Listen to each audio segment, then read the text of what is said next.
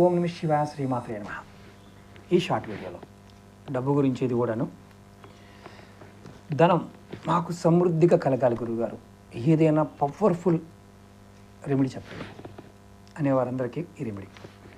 మీరు ఏం చేస్తారంటే, లఘు కొబ్బరికాయ దొరుకుతుంది మార్కెట్లో, దీన్ని శ్రీఫలం అంటాం.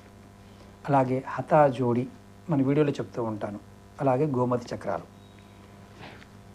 ఒక లఘు కొబ్బరికాయ, ఒక గోమతి చక్రం, హతా జోడి, ఈ మూడు తీసుకొని ఒక మూటగా కట్టండి. ఎర్రటి క్లాత్లో కట్టి మీ పూజా మందిరంలో అక్కడ పెట్టించండి.